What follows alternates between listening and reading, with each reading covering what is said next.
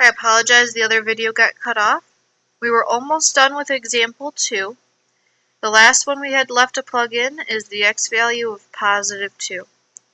So I would plug in 4 times 1/2 to the second power. We're going to distribute the outside exponents to each of the inside exponents. So it's 4 times 1 squared over 2 squared. We don't need the reciprocal because there are no negative exponents. So I'd evaluate. 1 squared is 1, 2 squared is 4. When we multiply the tops and bottoms, I'd end up with 4 over 4, which is 1. In order to graph this problem, we'd go to -2 on the x-axis and up to positive 16 on the y-axis. I'd go to -1 on the x and up to 8 on the y. 0 on the x-axis, 4 on the y-axis. 1 on the x-axis, 2 on the y. 2 on the x-axis, 1 on the y-axis. And we draw a smooth curve that does not cross the x-axis at all. This would be an example of exponential decay, and I know that many ways. The first way, this b value here of 1/2 is between 0 and 1. If we look at the graph, it decreases from left to right. And if we look at the table of values, the y values decrease. To finish up this video, I just want to review a couple tables. So remember, the general form that we're looking for to write an equation is y equals a times b to the x. A is our y-intercept, our initial or starting value. We find a when x is 0, we want the y value. The b value is what we call the growth or decay factor.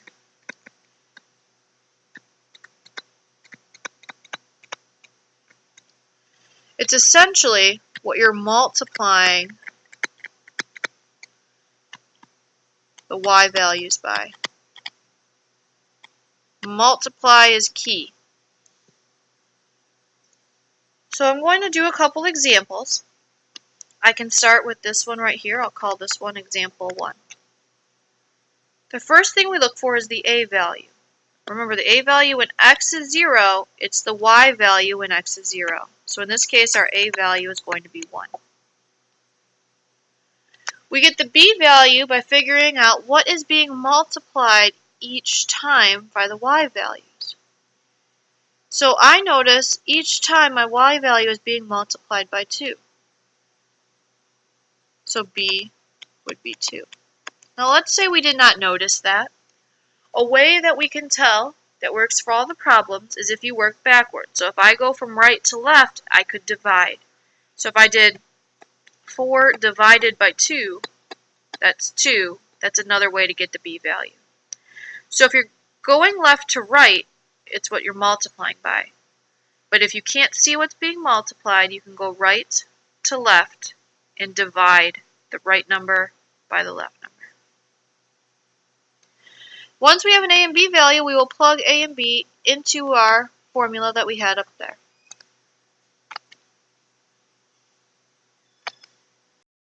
So we'll plug it into the formula. We'd have y equals. Since the a value is 1, it is not necessary to write it. So we would just have 2 to the x power. This is an example of exponential growth. We can tell that in a couple ways. One, the y values are increasing as we go left to right. Or if we look at the b value, 2, it is greater than 1, which also tells us that it's growth. If we look at one more example of a table, I'll call this example 2. We get the a value by looking at what the y value is when x is 0. It's our y-intercept. So in this case, the a value is 81.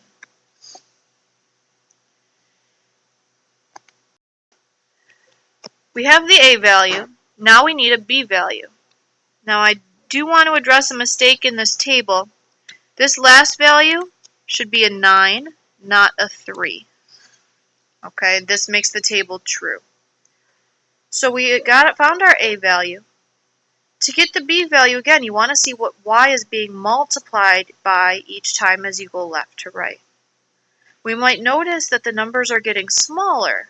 So our first instinct might say is that it's being divided by 3. The B value or the Y value is being divided by 3. But as we stated before, we want to know what it's being multiplied by. Dividing each Y value by 3 is the same as multiplying the Y value by 1 over 3. Now, if we did not notice that it was being divided by 3, again, we could go from right to left on our table and divide. So if I had 9 divided by 27, we can simplify that fraction. We can divide the numerator and the denominator both by 9. 9 divided by 9 is 1. 29 divided by 9 is 3. So again, that's another way to get the B value. We now have our two pieces of information we need. We can plug them in. I'd have 81 times. When you have a fraction for a B value, you must put it in parentheses to the x power. This is an example of decay. Our B value is between 0 and 1, and our Y value is going down in our table from left to right.